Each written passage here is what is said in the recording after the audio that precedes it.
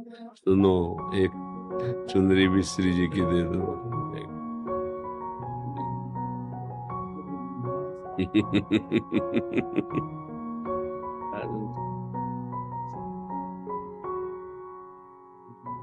थोड़ा कुछ फल या मीठा हो तो दो। सीरियस, देखो कुछ फल मीठा हो तो दो।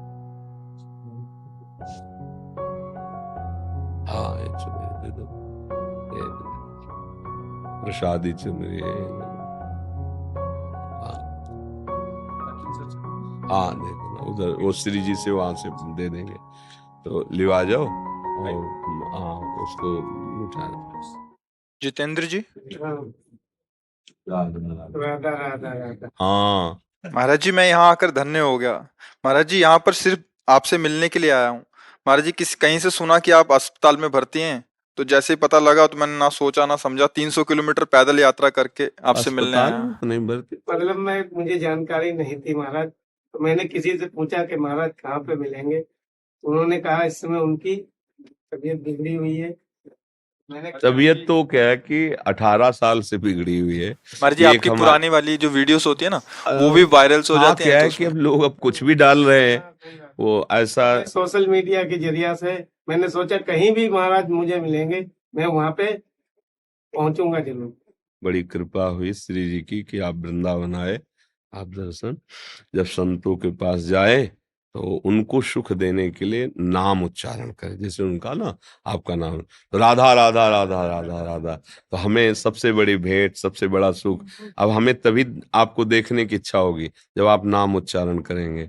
ऐसे जैसे आप हाँ बोले ना, अब चूंकि आपको संग नहीं मिला ना, इसलिए कभी किसी भी संत के पास जाओ तो उसको नाम सुनाओ। जैसे देखते हैं ना सन, बाबा जय श्री राम, बाबा राधे श्याम, राधा राधा, तो उससे हमें सुख मिलता है कि आपने हमारे आराध्य देव का स्मरण, तब आपको हम प्यार दृष्टि से देखते हैं। और आप पैदल आए इसलिए आपका स्वागत करते हैं, और हम सदैव स्वस्थ हैं। हमारे शरीर को जो कष्ट है वो एक लीला है भगवान की, भगवान की लीला है। आपको दिखाई देते हैं बीमार आदमी है? नहीं, बस वो एक नाटक चल रहा है, माया का नाटक चल रहा है, डायलिसिस होता है। देखो, सबसे बड़ा रहस्य है स्वस्थ होने का आनंद। अगर चित्त आनंद है तो फिर सब लघु रहता है। अब हमें प्रियाजू के चरणों का आश्रय सहारा मिल गया है, तो हर समय मन उनकी कृपा से आनंदित रहता है। शरीर कष्ट में रहता है, डायलिसिस होते हैं, बड़ी दवाइयां हैं, बड़ा कष्ट है, पर वो सब एक बाहरी माया का नाटक मात्र है। आनंद है हमें। अस्पताल में भी भर्ती रहना पड़ा, ऑपरेशन भी हुए, सब दुनिया की चीजें, पर ये सब माया का नाटक है। आनंद है तो प्रभु के नाम में, रूप में, और उसी आनंद के बल से हम आनंदित रहते हैं, और वही हमारे जीवन का परम लाभ है। नहीं तो अगर शरीर स्वस्थ है और आप गंदे आचरणों में, तो क्या आप आनंदित हो क्या? आप सोचो, देखो आप जल रहे हो, आप क्लेशित हो, आप अशांत हो, ऐसे ऐसे राक्षसी भाव एक दूसरे को मारे डाल रहा है, एक दूसरे को क्या है ये? तो आपका सद्भाव बहुत अच्छा है, और हम यही चाहेंगे कि आप जब आए हो तो आप राधा राधा जपने की कोशिश करो और भगवान की कृपा के पात्र बनो। देखो, संतों के पास किसी भी भाव से जाए, अगर हमारा ये भाव है ना कि ये भगवान है, या ये पूज्य हैं भगवान के समान, या ये इनकी कृपा, तो ज्यों ज्यों पग आगे बढ़े, कोटिन यज्ञ समान, एक एक कदम में करोड़ों यज्ञों का फल मिलता है आपके भाव से। सामने वाला क्या है उससे मत देखो।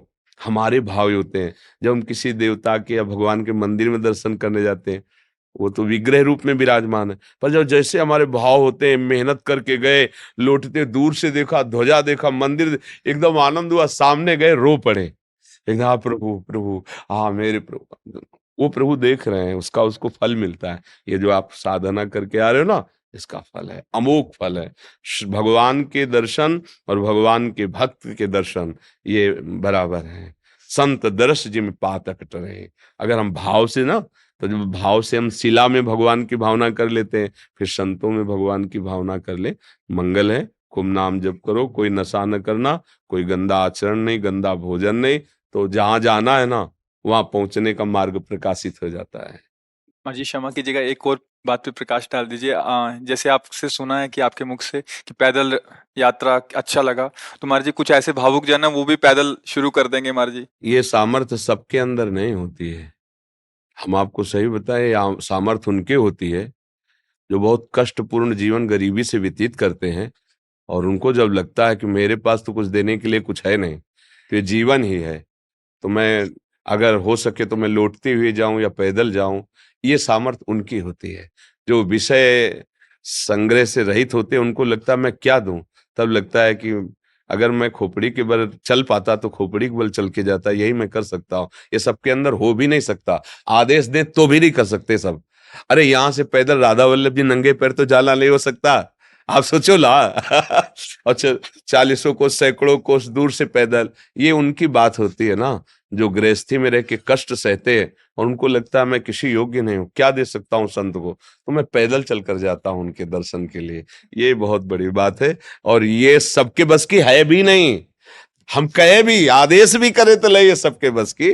हाँ, हम इस बात से बहुत अंदर से, हृदय से द्रवित है। भरत जी यही कह रहे हैं, जब वशिष्ठ जी ने देखा उनके चरणों में छाले पड़ गए, तब कहा थोड़ी देर पालकी में बैठ जाओ। तो उनका हाँ, हमारे इष्ट नंगे पैर यहाँ चले हैं और मैं पालकी में बैठ के चलूं, मुझे तो लगता है गुरुदेव सिर भर जाऊं उचित असमोरा, कि जहां मेरे श्री राम के चरण पड़े वहां मैं सिर रख करके जाऊं। ऐसा ये तो सबके हृदय में नहीं होता, ये हम जानते हैं, सबके हृदय में नहीं होता। ये विषय सुख भोगने वालों के हृदय में आ ही नहीं सकता। ये उनके हृदय में आता है जो दैन्य होते हैं और जिनके मन में है कि मैं क्या दे सकता हूँ। तो यही है, शरीर है, इसी को कष्ट दे करके मैं जाता हूँ, भूखा प्यासा जैसा भी मैं उनके दर्शन करूं। ये अमोघ बात है सबके ये लेके सब कोई ऐसा मत करना, हम कह रहे सब कोई करे तो कर भी नहीं सकता, नहीं कर सकता। ये आप मतलब साधारण बात मत समझना, कोई मनोरंजन नहीं है ऐसा। पैदल चल, ऐसा हमने कई भक्तों को देखा है, कई भक्तों को देखा है, सैकड़ों कोस ऐसे पैदल। या देखो ना, महाराष्ट्र में सैकड़ों भक्त पैदल यात्रा करके विठल भगवान के दर्शन कर, बड़ी दूर लंबी लंबी यात्राएं। हाँ, 84 कोस ब्रज की पैदल यात्रा, तो इनके भाव हैं संत दर्शन के लिए। तो ये ऐसे सब कोई थोड़ी आ सकता है कि भाई दिल्ली से कार छोड़ दी और पैदल वहां से आ रहे, आ ही नहीं सकता। इतनी हिम्मत ही नहीं है। हिम्मत तो उसकी ही होती है ना जिसको ये लग गया कि अब हमारे पास तो कुछ है नहीं, शरीर प्राण ही है, अब यही हम समर्पित करते हैं। बहुत बड़ी बात है, बहुत बड़ी बात है।